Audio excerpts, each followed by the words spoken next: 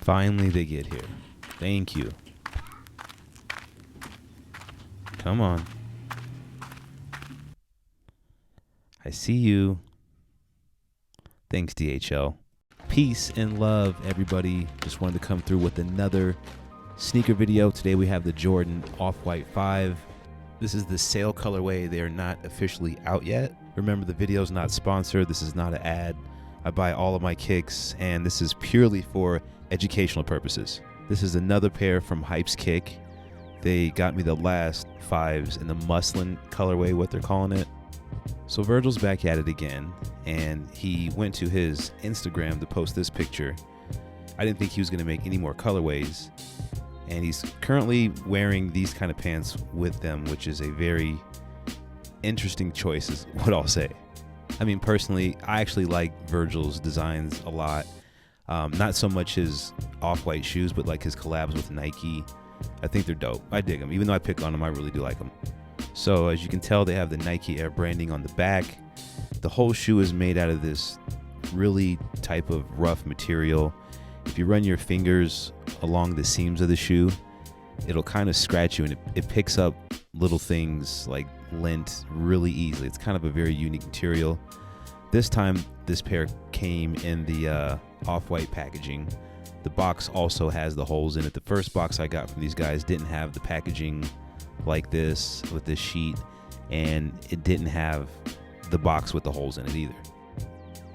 Also, shout out to the good people at hypeskick. They got me an official pack of KN95 masks. These are tremendously more valuable than a pair of sneakers in these days and times. These are the official masks. They passed the lighter test, which I conducted here. I was told if you can blow a lighter out, then it's not going to be effective. Again, so shout out to the good people at hypeskick for getting these to me. You're going to have to hit them up directly to purchase them for about $29 for a 10-pack. So if you can't find them out here in the States, this might be a good alternative way. All right, so back to the shoe. We'll start back off with the box again. It's got holes all over it. You see there's that little green tag. There's a hole there, a hole right here, a couple more holes on that side of the box, a hole in the top of the box. There's a closer look at the tag on there. There's no price tag. Here's an interesting tab on the back. 2 holes on that side of the box and 3 more holes on that side of the box. So it's very interesting, and they're pretty tough. Okay, taking a look at the box, it said that these are yellow and muslin, yellow, white, and muslin. So I'm thinking this muslin is this material that the sneaker is made out of, this kind of abrasive material. The bottoms are yellow, so that's probably where they get yellow from. And for some weird reason, I like it when they yellow the bottoms. There's the 23, which comes from the older fire red Jordan, which I'll show you later. Just trying to get a good look at the toe box there. Here's the medial side. Take a look at where it says Off-White, Air Jordan, Beaverton, Oregon. I don't know how that compares to the official or retail pairs that are coming out. Nike Air branding on the back again. So here we are with both of the shoes. I forgot to mention they come with red laces, and they also come with black laces. That's a really nice touch, so appreciate that. Again, I don't know if that's going to be on the retail or official release. Here's a look at the back of them, and this grayish bluish pair that I have on the right side. Those have actually kind of grown on me a little bit. At first I was like, I don't really like them, but then now I just kind of, they're easy to put on. So that's kind of like my house shoe. I'd put them on, go outside, take out the trash. They both have the 23 branding on the side. The 2020 off-white zip tie that comes with all the sneaks. Shoelaces are kind of like bone looking. Visible air soles, which I love. And here's a closer look at the Nike on the other side of the shoe from both shoes. Just to compare. Only difference here is that I've worn one and the other ones I have not yet. The one on the right seems to be a little higher in my opinion, or I could just be a little crazy, but it just seems to be cut a little higher. Here's a look at both of them again. Now I'm going to look at the fire red 5s to compare some of the influences that were taken to make this shoe. So obviously they don't match in color because one is off-white or sail, whatever you want to call it. Branding on the back was different at the time. They were doing Jordan brand around 2012, 2013.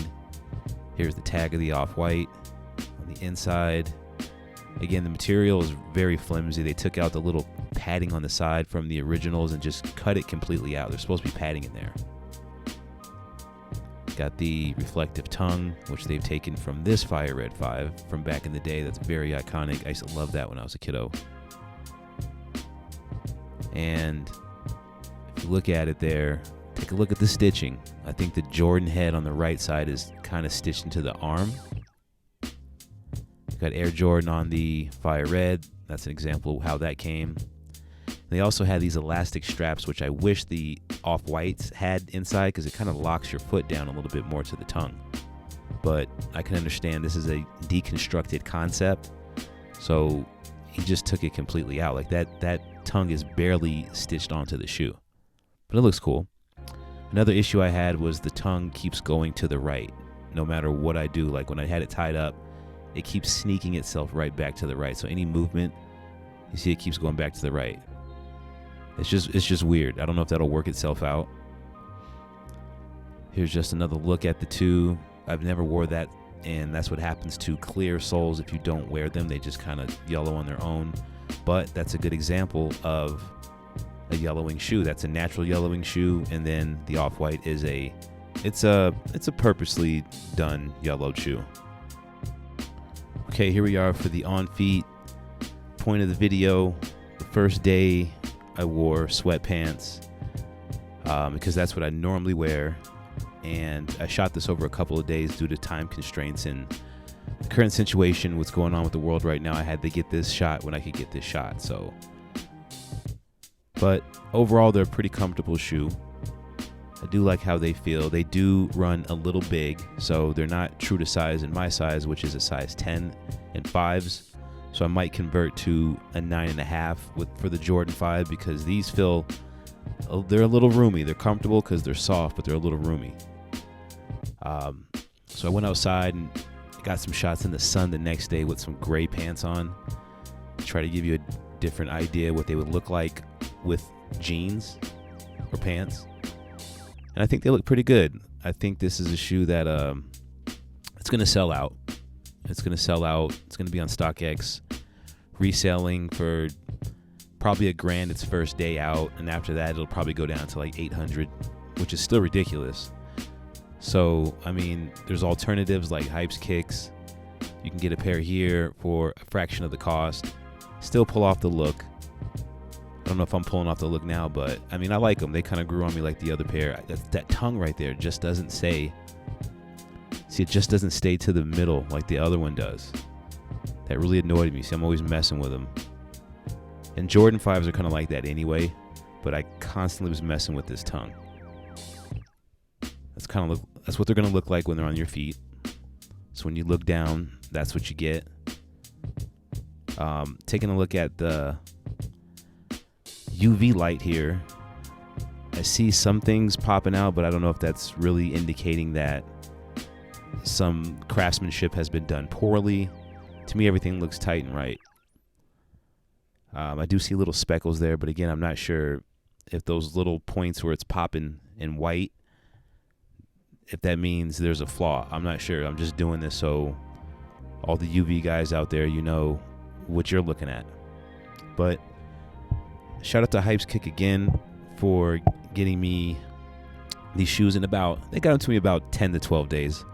The retail pair is actually set to release in this holidays. That's what they're saying now, is for $225 in family sizes. So that's grade school, kids, men's. Again, $225 it's a little steep. You can pay $170. Use a coupon code. I mean, the choice is yours. I don't knock anybody that wears UA sneakers. I mean, the majority of my sneakers are retail, and this UA thing is still kind of new for me, but I do respect the craftsmanship.